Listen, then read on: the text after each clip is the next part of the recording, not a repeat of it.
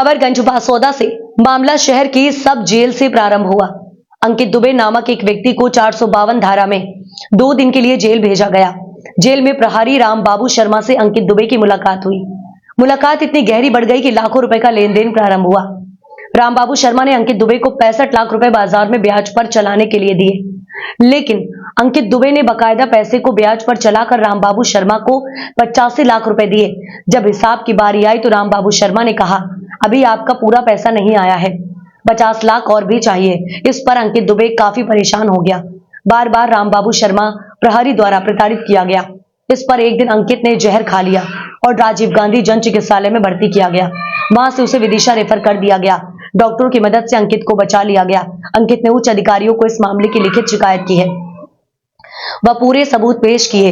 इस पर अब उच्च स्तरीय जांच होना चाहिए, जिससे कि इस प्रकार के कार्य करने वाले रामबाबू शर्मा जैसे भ्रष्ट प्रहरी को सबक मिल सके। अंकित ने बताया कि उक्त मामले में सहायक अधीक्षक आलोक भार्गव का कोई लेना देना नहीं है। प्रहरी रामबाबू शर्मा ने अंकित दुबे को बताया था 1.5 लाख रुपए का चेक सब अधीक्षक आलोक भार्गव की पत्नी का है। वाला क्या मामला है? मैं क्या है कि अभी फरवरी मार्च में एक 452 के मुकदमे में 2 दिन जेल गया था। तो रविवार संडे पड़ जाने के कारण मेरी जमानत नहीं हो पाई। अब इस बीच मेरी एक जेल कैदी से मुलाकात हुई, रामबाबू शर्मा। रामबाबू शर्मा ने मुझसे पूरा इंटरव्यू लिया मेरा, क्या करते हो क्या नहीं करते। तो मैंने, साहब मेरा एक छोटा सा रेस्टोरेंट है पश्चिमा रोड पर, और उस समय पास मंडी कैंटीन थी, और मैं फुटकर गल्ले का काम भी करता था छोटा मोटा। तो मेरे इसके लिए कुछ बड़ा करोगे? मैंने कि ठीक है भाई, जब देख लेंगे। पहले जहाँ से तो निकले बस। तो फिर मेरी जमानत हो गई सोमवार को। फिर मैं एक शादी समारोह थी, मैं उनसे मिला। फिर उनसे मेरी मुलाकात हुई। कहने लगा, यार दुबे जी कुछ बड़ा कर लें। जब इतने बड़ा करने का आपसे बोला तो आपको कुछ सूझ नहीं पड़ा? नहीं, मैंने कहा यार, मैंने कि यार हो सकता है कि यार एक अपन को भी लाइन मिल रही है। मैंने हो सकता है भैया कुछ बड़ा हो जाए तो अपना। तो इतनी जल्दी वो आपके विश्वास में उतर गया, ये आप क्या कहेंगे इस विषय में? मेरी कोई जान पहचान तो उसमें उससे थी नहीं, ना तो मेरे कोई पारिवारिक संबंध है रामबाबू शर्मा से। नहीं जी, सही है, लेकिन ये पैसा जेल की काली कमाई का महसूस होता है ऐसा। अब भाई जब उसने मुझे पैसा दिया, उसने मुझे पैसा दिया, इसका प्रमाण है मेरे पास, और मैंने उसको पैसा दिया, ये भी मेरे पास प्रमाण है। अच्छा, इसमें कोई जेलर भार्गव का कोई भूमिका है क्या? जेलर साहब से मेरी कोई बातचीत नहीं हुई है विशेष। कभी आपकी उनसे भेंट हुई? हाँ, एक आध बार मेरी उनसे भेंट हो गई होगी। मैंने चरण स्पर्श करे, मेरे सम्मानीय आदमी है, इतने बड़े पद पे, तो मेरी उनसे बातचीत ऐसी कोई विशेष नहीं हुई। हाँ, लेकिन रामबाबू शर्मा द्वारा मुझे ये बताया गया था कि जेलर साहब का भी उसमें पैसा है। अच्छा, वो रामबाबू शर्मा ने बताया? रामबाबू शर्मा ने मुझे बताया गया था कि जेलर साहब का पैसा है। तो इसको हम ये माने कि रामबाबू शर्मा बचने के लिए उनका नाम ले रहा था? अब हम ये माने? अब आप देखो साहब, क्या है कि जब कोई व्यक्ति मरता है तो वो साथ साथ में दूसरे को भी लपेटता है। तो आपने आत्महत्या करने का प्रयास किया तो साहब मुझे इतना परेशान किया रामबाबू शर्मा द्वारा। तो ये बात आपने अपने परिवार को बताई थी क्या? मैंने मेरे परिवार को उसी टाइम बताई थी जिस दिन मैंने जहर खाया था। जेलर साहब को बताई आपने? मैंने जेलर साहब से मेरा कोई संपर्क नहीं था, ना मेरे पास उनका नंबर था। तो आप क्या चाहते हैं आप? अब मैं ये चाहता हूँ साहब, क्या हुआ है कि इनने मुझे जो पैसा दिया, मैंने 2-3 व्यापारों में पैसा लगाया, उसके मेरे पास प्रमाण है। और इसके बाद जो मैंने पैसा इनको दिया है वो ऑनलाइन के माध्यम से दिया है। मैंने रामबाबू शर्मा की पत्नी के खाते में ही पैसे डाले, जिसका मेरे पास ऑन रिकॉर्ड भी है, फोन पे का रिकॉर्ड है। अब मैं ये चाहता हूँ कि ये शिकायत और ये मीडियाबाजी और जो भी कुछ हो रही है वो सब उसका एक ही मूल कारण है कि मुझे मेरा हिसाब कराना है। मैंने जब उनसे दिवाली के टाइम पे हिसाब कराने की बोला, मैंने भाई साहब जो अपना प्रॉफिट है वो आप मुझे दे दो, मैंने फिर आगे का अपन व्यापार करेंगे। तो ये बातचीत आपकी कहाँ हुई? ये बातचीत मेरी हुई थी इनसे मानस भवन के यहाँ।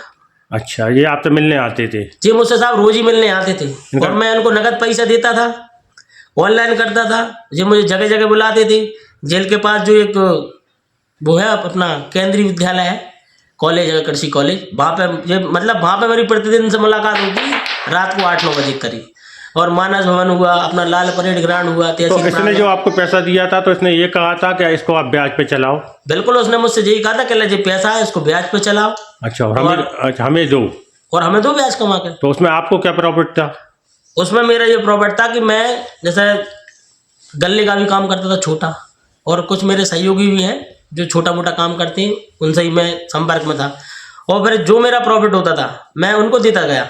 तो इनने मुझसे कहा था कि अपन को जिसका पैसा देना है, अब भगवान जाने उनको किसका पैसा देना है, कह ले वो अपन दे दें, फिर अपन प्रॉफिट निकालते हैं इसका। तो मैं विश्वास मेरा मन गया, कोई व्यक्ति अपन पर इतना बड़ा विश्वास कर रहा है तो अपन भी अपने प्रॉफिट का विश्वास कर लो। फिर इसके बाद इनने जब मैं दिवाली के आसपास मैंने इनसे मेरा पैसा मांगा तो जो मुझे टरकाते गए कि देता हूँ देता हूँ देता हूँ। फिर कुछ दिन हो गए, सब मुझे भी ज़रूरत पड़ी पैसे की, और जिस दिन मेरा कलेक्शन नहीं होता था, मैं कलेक्शन का काम भी करता था, मैं जिस दिन मेरा कलेक्शन नहीं होता था, कलेक्शन किस बात का करते थे जी छोटी छोटी दुकानदारों को ऐसा अपन ने 8,000 रुपये दिए और 9,000 रुपये 3 महीने में लेते थे अपन, 100 रुपये प्रतिदिन। ये पैसा उसी का था? ये पैसा उसी का, रामबाबू शर्मा का। मैं इनको प्रतिदिन कलेक्शन देता। जिस दिन मार्क जैसे छुट्टी पड़ गई, जैसे संडे का दिन है या कोई सा त्यौहार है और दुकानदार पैसे नहीं देता, पैसे नहीं दिए तो उनका मेरे पास इतना मतलब दबाव रहता था कि मुझे कहीं ना कहीं से वो पैसे देना पड़ते थे। तो मैंने अपने मित्रों अच्छा, अब आप क्या चाहते हैं?